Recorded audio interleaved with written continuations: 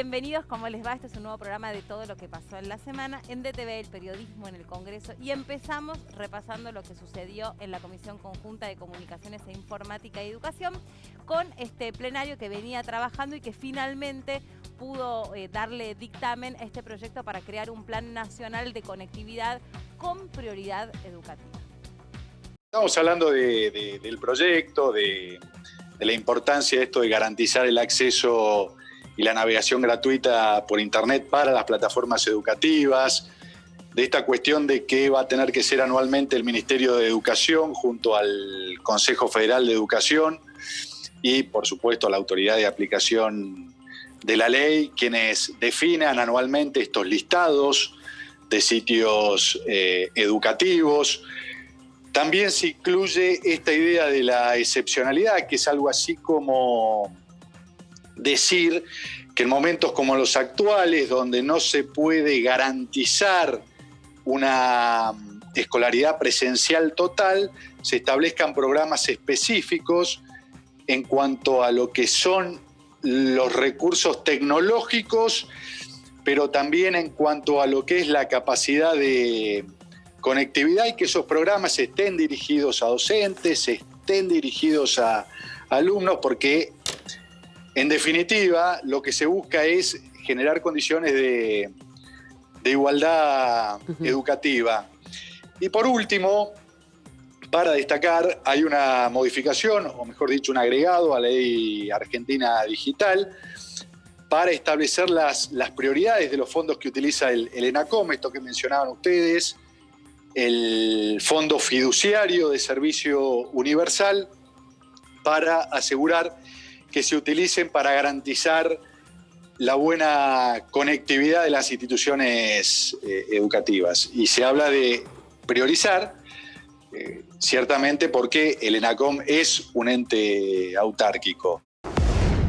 En las descripciones que ministros y ministras nos compartieron en relación a cómo abordaron la situación crítica de avanzar con la educación y el sostenimiento de los sistemas educativos provinciales, salía, digamos, como fuerte y contundente conclusión la necesidad de resolver el tema de Internet y conectividad. En algunos lugares de la Argentina, sobre todo en el NEA y en el NOA, este problema se agrava fuertemente. Y creo que si revisamos y pasamos revista a provincias patagónicas o del centro, vamos a encontrar nichos con una ausencia que trae consecuencias en materia de la educación de chicos y chicas. Es por eso entonces que estamos abordando estos proyectos que, bien como decía el diputado Carro, son muchas iniciativas, no es casual que eso se dé, y creo que la voluntad de llegar a coincidencias es fundamental para que del Congreso salga de manera nítida y contundente no solamente una expresión de preocupación, sino de orientación clara de compromisos del Estado respecto a la prioridad educativa. Así que, por mi parte, digo, y ratificando lo dicho ya por el diputado Carro en su introducción, digo, avancemos con el tratamiento de este texto. Para todo el sistema educativo quedó claro que la herramienta didáctica que nos da la conectividad y las nuevas tecnologías para poder acompañar los procesos educativos de nuestros estudiantes es fundamental para la construcción de ese futuro. Entendemos que son herramientas que vinieron para quedarse. Hoy son absolutamente indispensables, pero luego de la pandemia seguirán siendo un factor que puede marcar aún más la desigualdad educativa. Por eso, la importancia de poner el foco y priorizar todos los recursos que el Estado pueda tener desde sus distintos organismos, pero fundamentalmente el Ministerio de Educación y el ENACOM, en apuntalar la educación y poder revertir las situaciones de brecha educativa crecientes en nuestro país, producto de la pandemia, pero anteriores también a la pandemia. Por eso me imagino que luego tendremos alguna mirada artículo por artículo, pero en las propuestas del último texto consensuado creo que estaríamos llegando a un acuerdo para poder dictaminar en conjunto y celebro eso, espero que así sea, porque creo que es, lo repito, una señal muy importante para dar solución a nuestros pibes, una señal muy importante también de las posibilidades de diálogo en un momento de país muy complejo y que en estos puntos tan vitales, tan centrales, tan importantes como la educación de nuestros niños y nuestros jóvenes, nos pongamos de acuerdo, me parece que es una señal de esperanza para todo el país. Nos parece que es clave en esta etapa en la Argentina, que tiene un sistema educativo muy fuerte, gratuito en todos sus niveles, que a pesar de los tremendos esfuerzos que hace el Estado para garantizar la gratuidad de la educación en todos sus niveles, resulte ser que haya un impedimento para docentes y alumnos por los costos que se derivan de la conectividad. Nos parece que garantizar la gratuidad del tráfico de información de estos sitios, los sitios educativos, que define el Ministerio de Educación en acuerdo con el Consejo Federal de Educación, nos parece que es un aspecto clave para poder garantizar el acceso al conocimiento y finalmente garantizar 2 derechos humanos básicos que están establecidos por nuestra Constitución y por los acuerdos internacionales, que es el derecho humano a la educación y el derecho humano a la comunicación. En el proyecto inicial se hablaba de la obligatoriedad de las empresas a dar el servicio. Correcto. Y que se les iba a informar sobre todo el listado de todas estas plataformas que elaboran y que están armando todas las provincias, porque cada provincia tiene su plataforma. Lo que proponíamos era que se trabajara, que se buscara un acuerdo con las empresas, más que fuera una discusión o una orden del Ejecutivo. Logramos ese cambio, lo cual nos parecía muy bien, y después otro de los acuerdos que también se habían logrado era justamente el del fondo fiduciario, donde entendíamos que habiendo tantos temas importantes para resolver en el sistema educativo en cuanto a lo que es infraestructura, conectividad, me parece que los fondos tienen que ir directamente al sistema educativo, tanto sea estatal como privado. Pero sí tenía que ir, bueno, y entonces estábamos muy contentos porque había un acuerdo.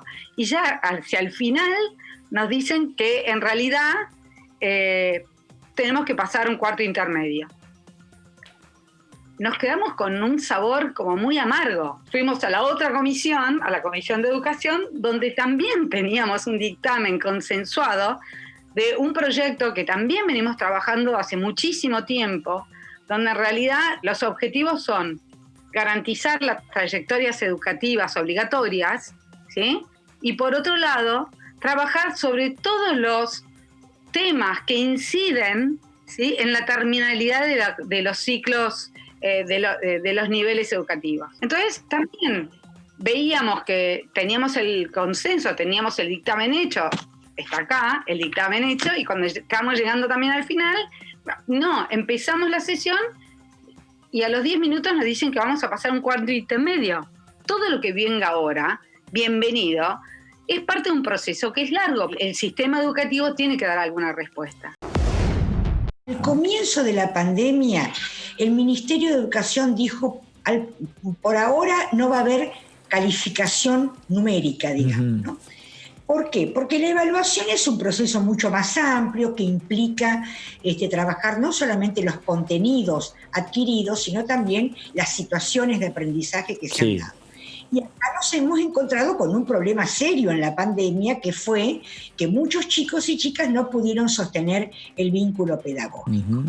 Entonces, ha sido un año atípico, como ustedes muy bien explicaban, ha sido realmente año atípico, y la idea que estamos trabajando en la Comisión de Educación es justamente un programa, una serie de para recuperar las trayectorias escolares que este año se han visto imposibilitadas de de un normal acompañamiento, porque este año no ha sido nada normal, no hemos tenido nada de normalidad. Sí, y sigue siendo así, lamentablemente. En el proceso de aprendizaje y enseñanza también se ha dado esa situación, también la normalidad ha desaparecido de alguna manera, y dio lugar a problemas de conexión, problemas de contacto, de comunicación. Bueno, entonces se está pensando en una bimodalidad, es decir, parte presencial, parte en la virtualidad.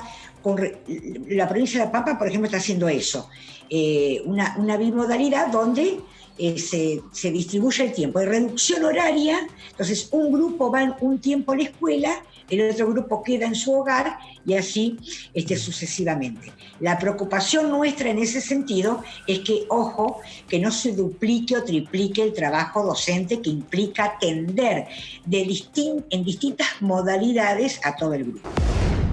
Primero venimos pidiendo la declaración de la emergencia educativa. ¿Para qué? Para que el Estado cuente en sus 3 niveles con recursos para acompañar a las escuelas. Lo primero y principal, el acompañamiento con lo que tiene que ver la reducción de la brecha digital. Bueno, un tema que hoy en la Comisión de Educación estábamos convocados a avanzar, a aprobar no solamente lo que tiene que ver con la liberación de los datos de las plataformas que terminan en EduAR, que son las que usan en general los sistemas educativos, sino también queríamos dar un paso más, que era instrumentar una suerte de becas de conectividad para que todos estos chicos y chicas que no están teniendo las herramientas para poder estar en el aula virtual puedan terminar el año con una buena noticia. Y por otro lado, decisiones que tienen que ver con la anticipación. Miren, no va a haber una vuelta a clases si no hay una decisión de invertir en la infraestructura que se necesita para que los entornos sean seguros. Entonces, ¿qué pedimos en esa declaración de emergencia? Un programa de infraestructura escolar, porque hay muchas escuelas que después de 8 meses de estar cerradas no tienen las condiciones, ni siquiera el funcionamiento de los baños o el agua potable corriendo, ¿no? De modo que esta es, así como en marzo dijimos hay que preparar los hospitales, bueno, hoy hay que hacer lo mismo con las escuelas.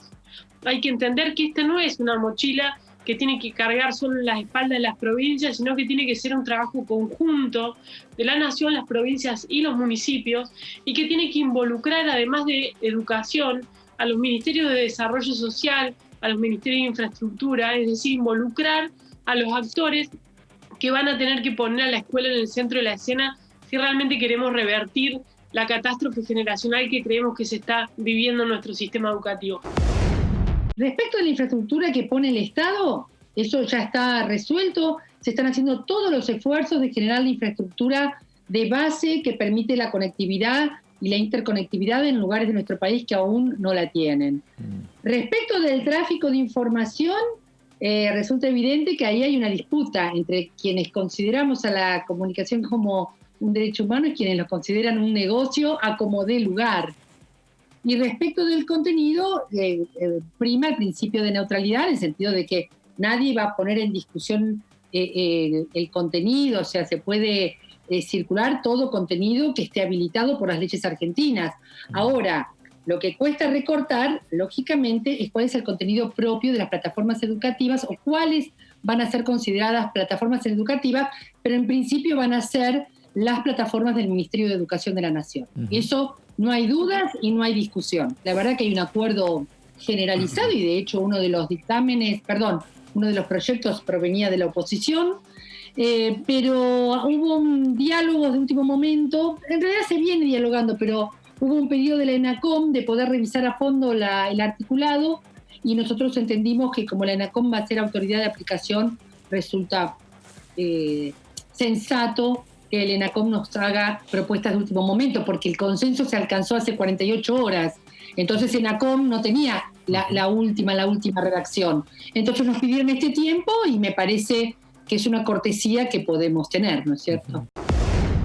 Nosotros, con un grupo de diputados del interior, estamos pidiendo que cuando pase esta nueva normalidad, quede lo bueno, lo que nos enseñó esta crisis, que es la posibilidad de las comunicaciones vía Internet. Nosotros creemos que yo creo particularmente, y un grupo de amigos, que las comisiones pueden seguir funcionando a través de la comunicación telemática y podemos estar haciendo territorio también, y eso también es muy importante. Nosotros, imagínate el ahorro que significaría para el país no viajar a Buenos Aires 200 personas para participar de las comisiones. Para las sesiones presenciales siempre, eso es lo que buscamos nosotros, pero las comisiones deberían tener la posibilidad de ahora en adelante de seguir trabajando de manera remota, porque nos permite, bueno, en el lugar donde estamos ejerciendo nuestra función de diputados, poder atender absolutamente todas las comisiones que se nos presenten.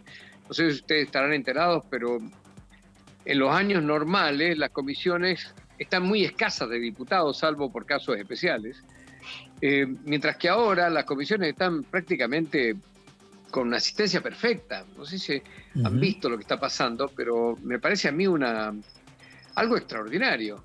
Que no haya que estar buscando diputados para que se presenten en la comisión para que haya quórum, sino que estemos prácticamente todos. O sea, los menos son los que faltan y por lo general avisan.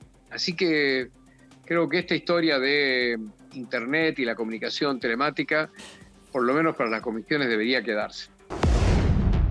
Mientras tanto, en la Comisión de Educación esta semana se avanzó en un texto unificado que sigue pensando acerca de las trayectorias educativas de cara a un proceso que todavía no sabemos cuándo va a empezar, que es después de la pandemia.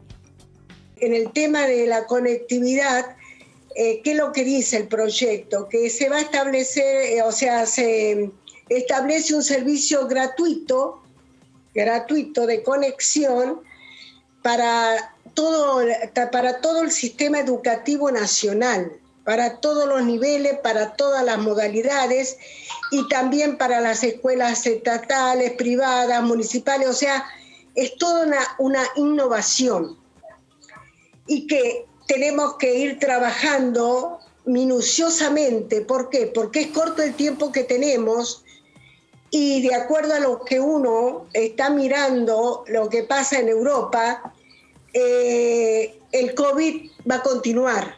Por lo tanto, la situación educativa en nuestro país va a continuar, ya sea en forma presencial, mixta, presencial y a través de las plataformas.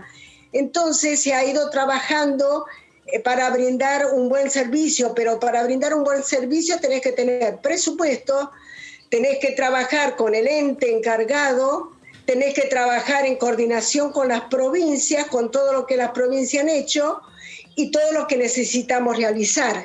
Y dentro de ese paquete está que la autoridad de aplicación va a determinar por año cuáles son las actividades más importantes que se van a realizar, dónde se van a realizar las conexiones, y o sea, todo lo que vendría a ser el trabajo anual para tratar de salir adelante y que esta sea una ley aplicable. Yo voy a presentar un dictamen alternativo, hice una intervención bastante crítica en la última reunión, en relación a que yo entiendo que efectivamente lo que nosotros tenemos que reforzar fuertemente es el sistema educativo por sí mismo. Yo hacía referencia a que la idea de la creación de una cantidad de programas aleatorios, complementarios y demás, muchas veces distrae esfuerzos y recursos de lo que tienen que ser los recursos puestos en el funcionamiento cotidiano y permanente de las escuelas. Entonces, este dictamen puede tener muy buena voluntad de lo que han aprobado en relación a darle una uniformidad y demás, pero yo entiendo que hemos pasado por muchos programas de ese estilo para tratar de enfrentar y resolver la situación de la deserción escolar, porque la idea de trayectorias educativas discontinuas, vamos a blanquear de qué se trata de los chicos que desertan y dejan de ir a la escuela. Si no, parece un término muy raro y no se sabe bien de qué estamos hablando. Estamos hablando de los chicos que no van a la escuela todos los años, que desertan de los distintos niveles, de la primaria, de la secundaria, ni hablar, aunque sea declarado obligatoria, pero no se han tomado las medidas económicas, estructurales, para garantizar que todos los adolescentes vayan a la escuela secundaria, y eso en el marco de esta crisis, bueno, explota por 1000. Entonces, yo me pregunto si no sería más sensato, en lugar de seguir abriendo programas alternativos, por ejemplo, tender nuevamente a que una parte importante del presupuesto educativo nacional vaya al sostenimiento cotidiano de las escuelas en las provincias, porque hoy ustedes saben que el presupuesto nacional no sostiene nada de la educación provincial. Uno de los temas más interesantes de esta semana en la Comisión de Legislación Penal es que estuvieron trabajando alrededor de un verdadero flagelo que son las picadas y poder considerar una modificación en el Código Penal justamente en los homicidios que ocurren en esas situaciones. Asesinar con un auto en una prueba ilegal de velocidad, conocidas como picadas, pareciera gratuito para quien lo comete y destroza familias, y tenemos cotidianamente que lamentar víctimas inocentes. Lo que viene a proponer la ley es precisamente el agravar las penas en las pruebas de velocidad ilegal, lo que conocemos como picadas, y que haya una pena específica en caso de que resultare una muerte a raíz de este hecho. Si miramos para atrás, son innumerables las víctimas de este tipo de acciones, y ya no podemos creer que quien decide hacer estas pruebas de velocidad o estas maniobras con total imprudencia son jóvenes díscolos, son personas que no pueden representarse el daño que pueden ocasionar. Más allá de la actitud temeraria, demuestran un gran desprecio por la vida del otro. Hay un proyecto presentado con anterioridad del diputado Ramiro Gutiérrez que tiene muy pocas diferencias con el proyecto de mi autoría. Por lo tanto, en la comisión llegamos a la conclusión de que será factible poder unificar ambos proyectos, tomando de cada uno de ellos lo mejor, y esperemos poder dictaminar pronto. Así tenemos la esperanza de incluirlo en el temario antes de que finalice este año y terminar este año difícil con la sanción de esta ley.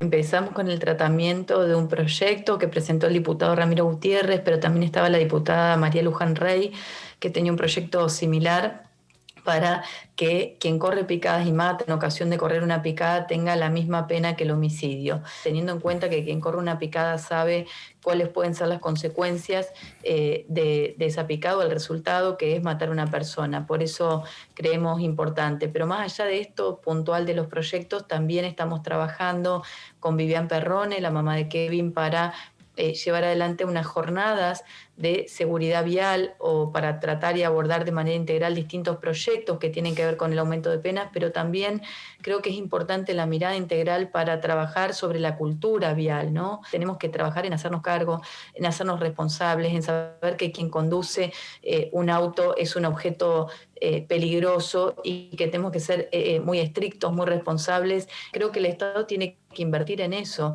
invertir en fuertes campañas de concientización, de cultura vial. Creo que ahí está el foco, ahí está el quid de la cuestión, y a partir de ahí tenemos que abordar o repensar la normativa que tenemos en nuestro país. Hay que tratar de modificar esa situación que hoy ocurre, ¿no? Que quien corre una picada y mata es excarcelable.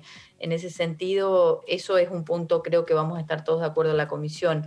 No así, creo, con el tema similar al homicidio, porque hay una cuestión de dogmática penal que es discutible, y por eso vamos a traer invitados a la próxima reunión donde seguramente explicarán que no puede asimilarse la misma pena a alguien que fue con la intención de matar y a alguien que hizo algo que podía ocurrir la muerte, pero que no fue con esa intención. Las autoridades de la Cámara de Diputados, legisladores y también organizadores de la red Parlamento Abierto volvieron a reunirse para poder avanzar en un proceso de co-creación para implementar entre enero 2021 y julio 2022. Me parece importante destacar el contexto en el que se lleva adelante esta reunión. Es una reunión para avanzar y trabajar en el plan de acción de gobierno abierto en el Parlamento.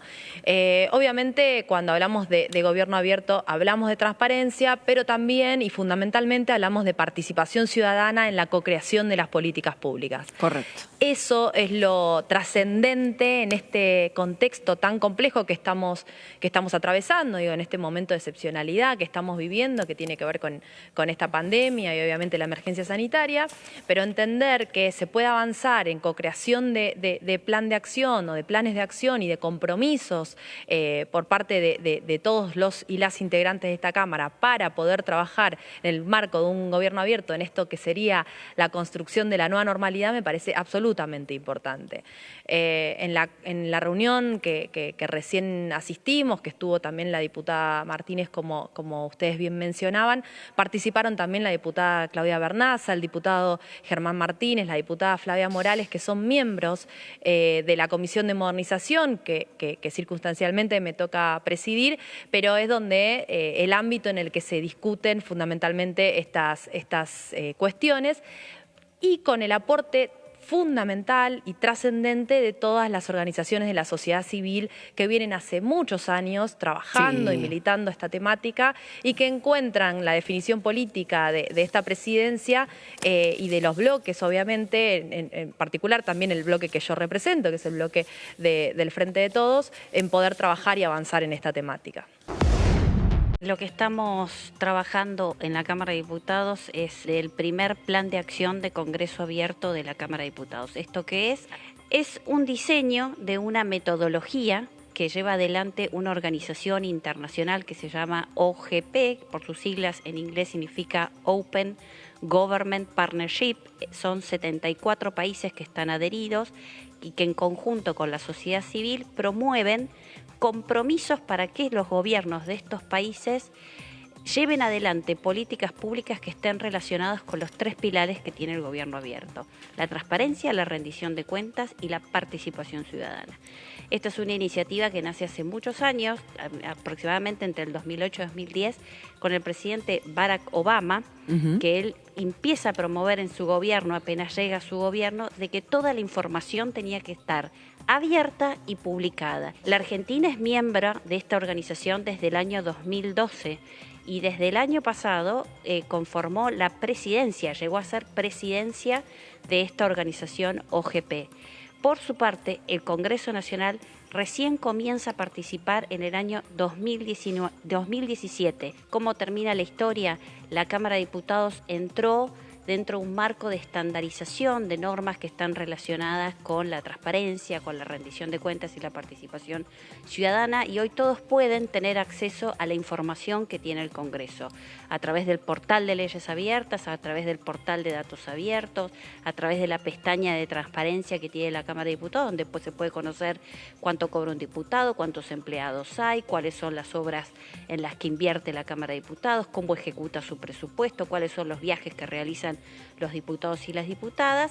Por supuesto, esto en co-creación con la sociedad civil y por una ley muy fundamental que se sancionó durante el gobierno de Cambiemos en 2016, que es la Ley de Acceso a la Información Pública. Mientras tanto, en la Comisión de Legislación del Trabajo se logró dictaminar un proyecto para reconocer a los trabajadores y trabajadoras esenciales que trabajaron durante la pandemia, junto con la expresión de beneplácito por la labor de la Dirección Médica de la Cámara de Diputados.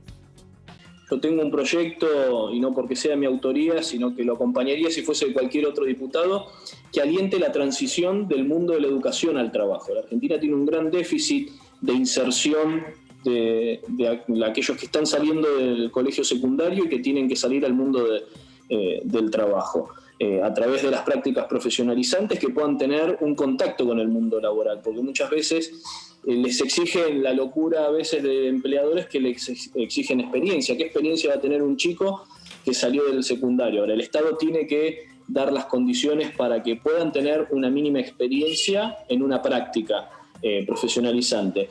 Y después aplicar programas, y por eso a mí me duele que el gobierno argentino haya eliminado parte de la partida que es para entrenamiento para el trabajo, que le permite a los jóvenes estar en contacto con el mundo del trabajo y que después el empleador tiene la posibilidad de contratarlos o no. Digo, ahí no se ven vulnerados sus derechos laborales en ningún caso. Trabajé muy de cerca en inserción laboral de jóvenes y con empresas que tienen alta rotación, y la verdad que no hemos visto vulnerado en ningún momento los derechos de estos jóvenes, sobre todo.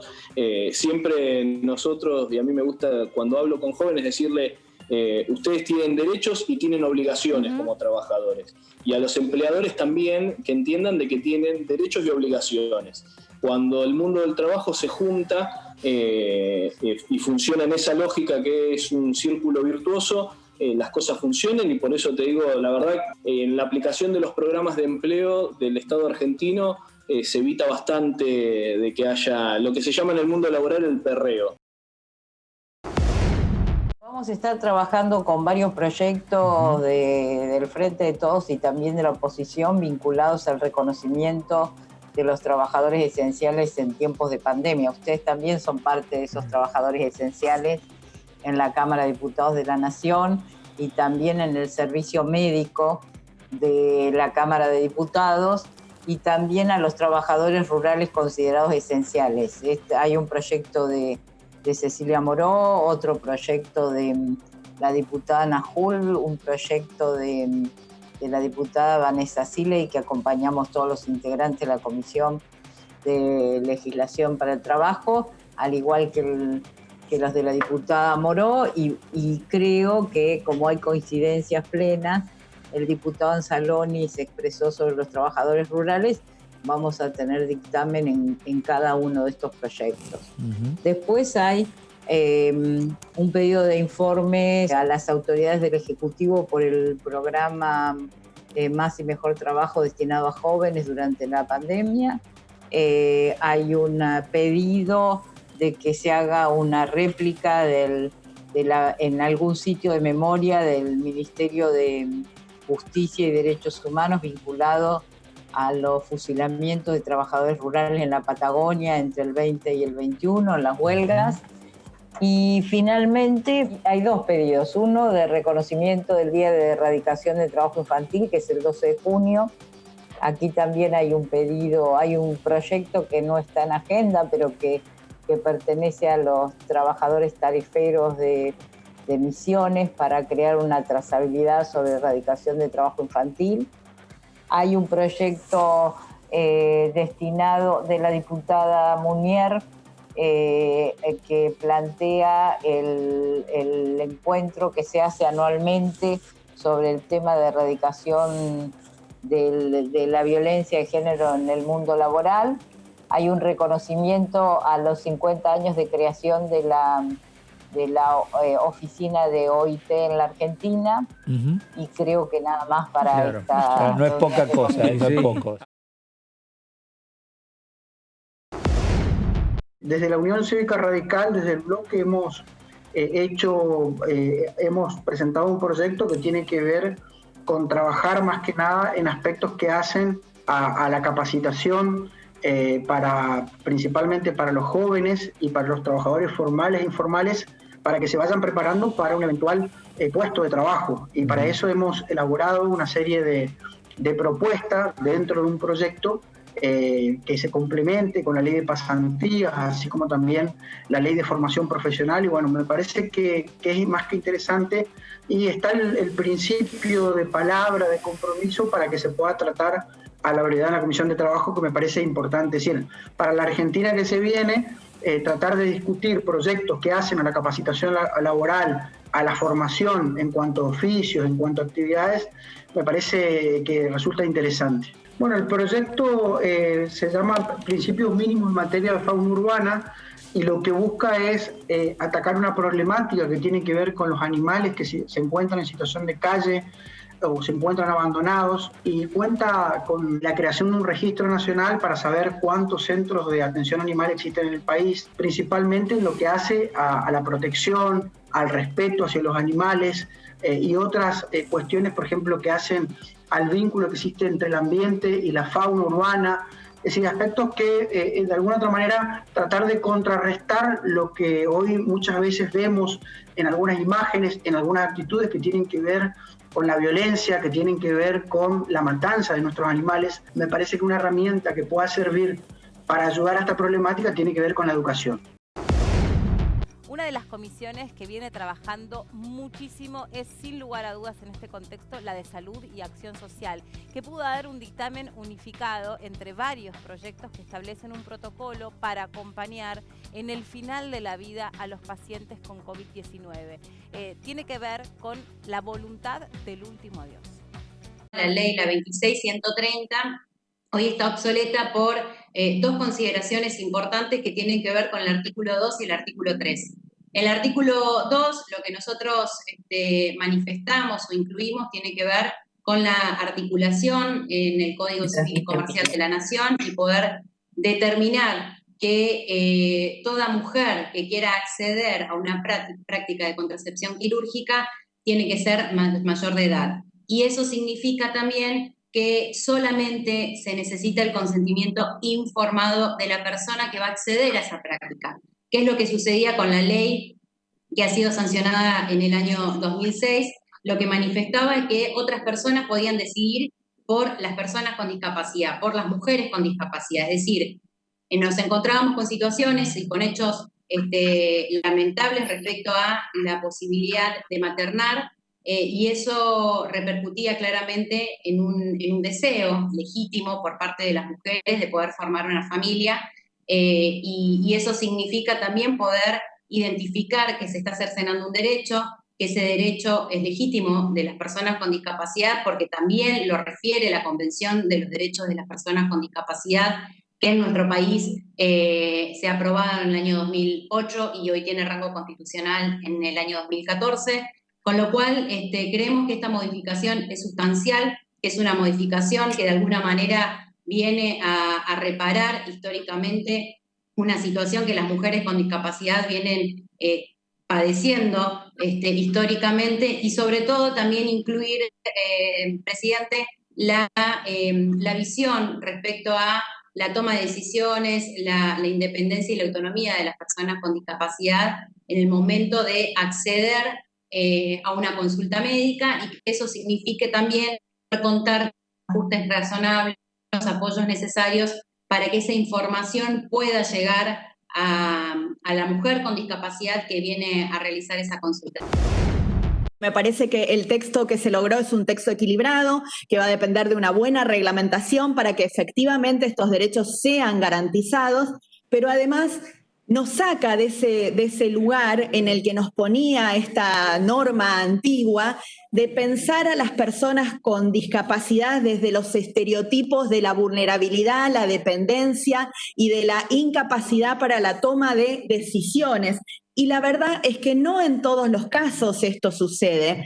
Y lo más importante es que a su vez iguala a todas las personas con o sin discapacidad, en la idea de poder que sea respetada la autonomía de la decisión sobre su propia vida sexual y reproductiva. Y esto me parece que es muy importante para quienes militamos esto desde otras miradas también. Es muy importante también en este caso darle esta igualdad absoluta de oportunidades también a las personas que tienen alguna discapacidad de poder decidir si quieren o no un proceso de esterilización, como podemos hacerlo quienes, el resto de las personas que no tenemos discapacidad. Me parece que es una ley, por ende, igualadora, es una ley que sube los estándares de derechos humanos en la Argentina, es una ley necesaria porque también hubo algún debate si esto pasa o no pasa. Pasa, lamentablemente en la Argentina tenemos casos, algunos de los que hemos escuchado trabajando con las organizaciones de derechos humanos, y acá nuevamente quiero agradecer este trabajo que durante muchos años viene realizando REDI, viene realizando FUSA, pero que también acompañan otras organizaciones como el CELS, como ASIS, como FEIM, como ELA, quienes nos han nutrido de una enorme cantidad de información para que hoy estemos, yo creo, sancionando una muy buena norma. El presidente de la Cámara de Diputados, Sergio Massa, y autoridades parlamentarias recibieron a Luz Aimé Díaz, el primer ingreso al programa de empleo y formación y desarrollo para personas travestis y trans en diputados. Hay muchas diputadas y diputados también que vienen acompañando las agendas de las mujeres, de los feminismos, de las diversidades, y es una necesidad de que se repliquen. Yo creo, Karin, que tenemos que tener políticas espejos en las provincias. O sea, tenemos, por ejemplo, un Ministerio de las Mujeres a nivel nacional, pero en la provincia de Salta no hay un Ministerio de las Mujeres, y todas las áreas que trabajan las temáticas están distribuidas y dispersas por distintos ministerios, por distintas secretarías, subsecretarías, y no hay políticas unificadas y serias. Entonces sería muy bueno que tengamos ministerios espejos en las provincias. En la mía es con mucha más razón por los desafíos que tenemos, y después en los municipios, las áreas de mujeres y diversidad en los municipios. ¿Para qué? Para que las políticas nacionales puedan llegar hasta el último territorio, ¿no? Hasta el último municipio, hasta el último paraje, donde las mujeres tengamos los dispositivos que están pensados para poder luchar contra las violencias, contra la discriminación, en el trabajo, en el ámbito laboral. O sea, bueno, todo este gran desafío y esta agenda enorme que tenemos las mujeres, que la hemos logrado con muchas luchas, que hoy están plasmadas en el ministerio, pero que tienen que tener ese mismo plafón para el trabajo en las jurisdicciones provinciales y municipales. Así que celebro, por supuesto, y estoy muy feliz de los avances que nuestra Cámara viene teniendo y que está a la vanguardia. En la Comisión de Mercosur hubo una reunión informativa sobre el acuerdo entre el Mercosur y la Unión Europea con perspectivas y desafíos de cara al nuevo mundo que va a aparecer después de esta pandemia. Nos parece que tratamos un tema crucial, que es el tipo de relación que Argentina y el Mercosur tienen con el mundo, y en particular un acuerdo para quienes somos favorables nos parece una de las grandes puertas hacia el futuro que tiene nuestro país. Y no solamente eso, una forma muy clara de consolidar hacia adentro los mecanismos de integración latinoamericana, de los que siempre hablamos mucho y lamentablemente no siempre hacemos lo suficiente. Vamos a tener una exposición de tipo más bien parlamentario, donde la mayoría de los expositores, algunos aportados por el oficialismo, otros por la oposición, tienen la calidad de diputados y de diputados regionales. Tenemos 3 diputados que forman parte del Parlamento del Mercosur, incluyendo uno de sus presidentes, y también 2 diputados del Parlamento Europeo, ambos de origen español, y me parece que esta pluralidad es muy importante, porque creo que abarcamos todos los aspectos ideológicos y también todos los aspectos, digamos así, territoriales, con diputados nacionales argentinos, diputados del Mercosur y diputados del Parlamento Europeo. La economía del mundo es una economía integrada. Recordemos que este es un acuerdo entre bloques, y la verdad que cada vez, hoy lo decíamos en la reunión de comisión, cada vez que tenemos una reunión de análisis de tratados como este, nos damos cuenta que mucho que nos falta en el Mercosur avanzar. La comparación entre Mercosur y Unión Europea no solamente tiene que ver con el tiempo, sino que tiene que ver con las instituciones y la fortaleza que tienen, la diferencia en la fortaleza que tiene un bloque con el otro. Y la verdad que las asimetrías que hay dentro del Mercosur, que lo resquebrajan y les quitan fortaleza para negociar este tipo de tratados, creo que son los puntos principales que tenemos que ir tratando para poder salir al mundo como bloque, ¿no es cierto?, que es lo importante. Generalmente con Europa hay mucha conexión desde el punto de vista de lo que son la conexión entre las cámaras empresariales, la conexión entre lo que serían los sindicatos. Bueno, a nivel sindical hay una muy buena red en Latinoamérica, y eso con Europa tiene sus nexos. Nosotros formamos parte de Occidente. Si bien hoy el mundo de la globalización hace que pensemos tal vez mucho más en el Pacífico, pero tradicionalmente nosotros formamos parte de lo que es el mundo de Occidente, que es el que mira al Atlántico para no solamente sus relaciones comerciales, sino que también para sus relaciones económicas y priorizando las relaciones políticas. Eso ha comenzado a cambiar y es lo que lleva tal vez a la necesidad de volver a fortalecer ese mundo del occidente con tratados de integración que uno puede o no estar de acuerdo, pero que seguramente estamos de acuerdo en que hay que debatirlo y comenzar a pensar. América Latina tiene que ser un socio positivo y activo de la Unión Europea, como lo ha venido siendo desde la creación del proyecto de asociación estratégica birregional a través de los mecanismos de las cumbres. Sabemos que no estamos pasando por un buen momento, pero creo que no hay un continente más afines en valores e intereses que los que unen a la Unión Europea y América Latina. Por eso pensamos que este acuerdo Unión Europea-Mercosur es una baza importante, es una baza trascendental y es una baza que no podemos desperdiciar. Entre otras cosas porque si queremos apostar por construir esa asociación estratégica birregional, la pieza que nos queda por cubrir de la red de acuerdos bilaterales y regionales que tiene la Unión Europea sería este acuerdo Unión Europea-Mercosur.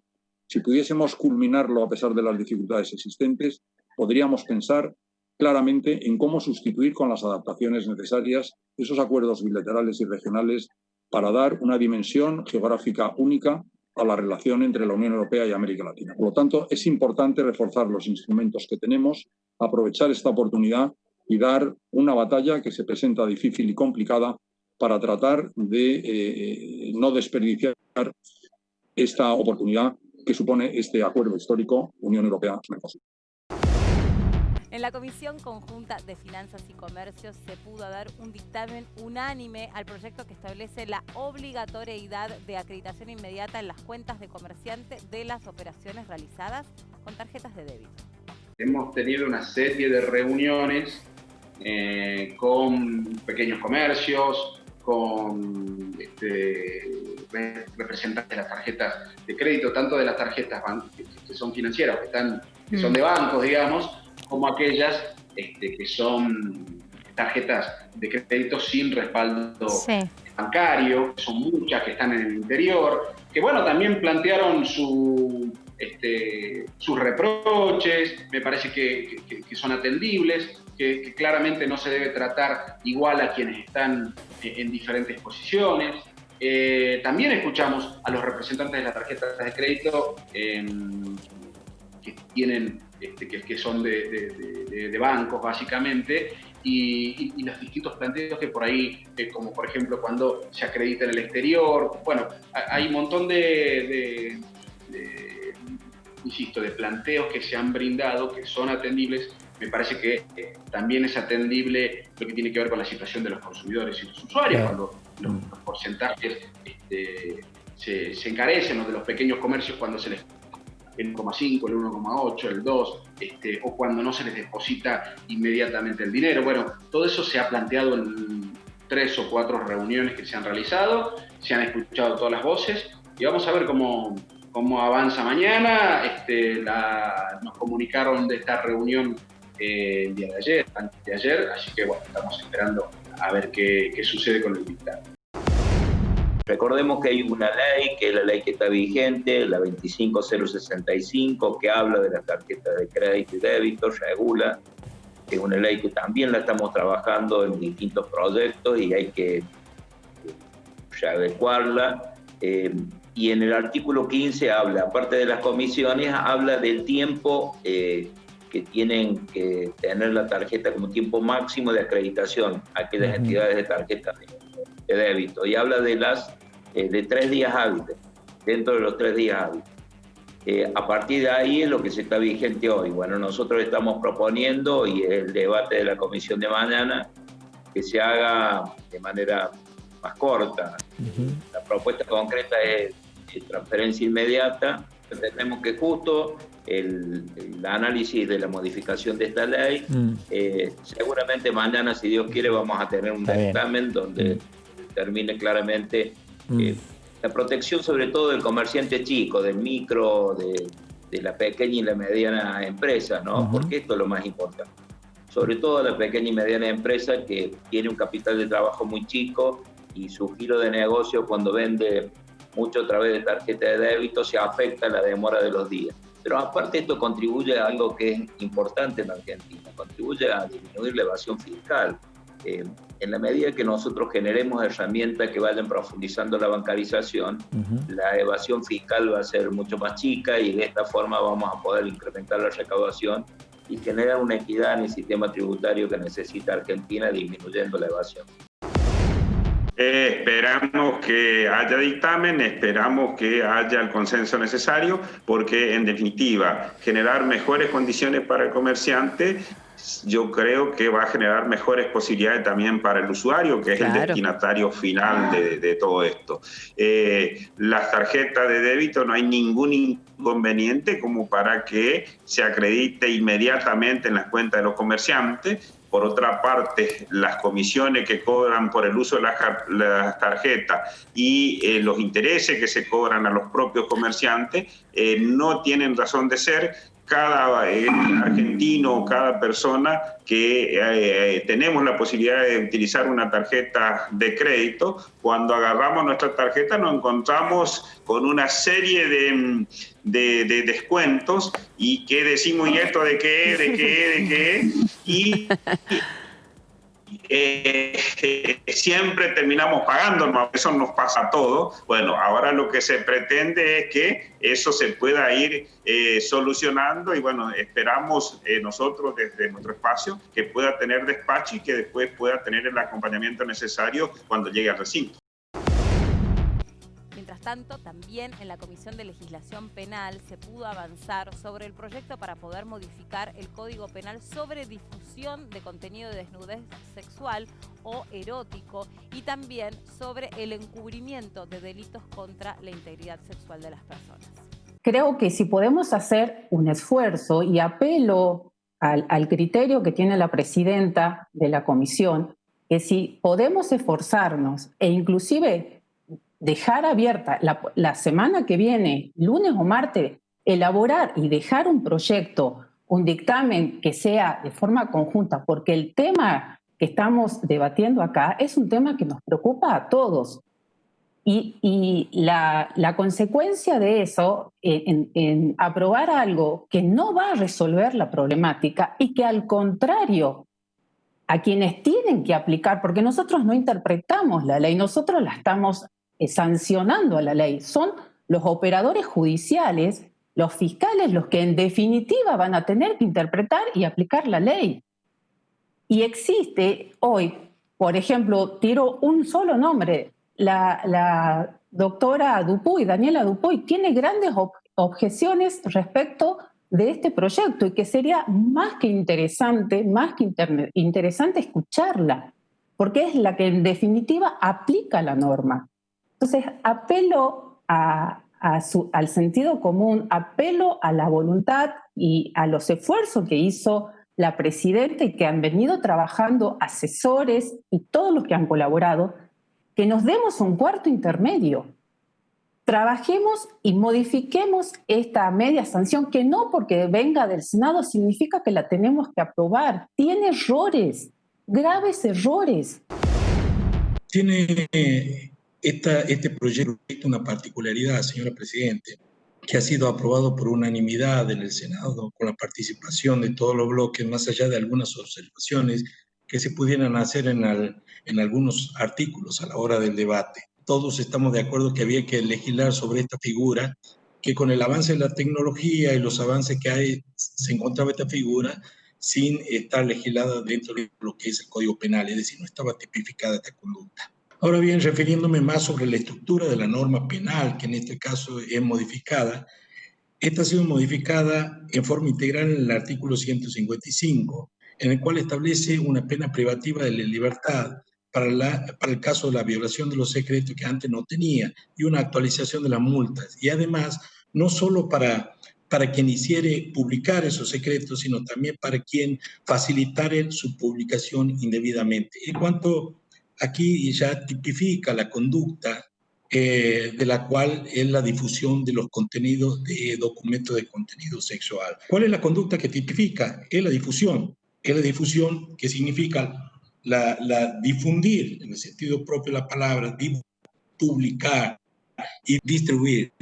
También reforma esta media sanción del Senado el artículo 169 del Código Penal, a donde también cuando habla del chantaje propiamente dicho, incorpora también esta figura que estamos tratando nosotros en el artículo 155 y le establece más claramente, le incorpora difusión de documentos cuyo contenido fuere consecuencia de una relación íntima.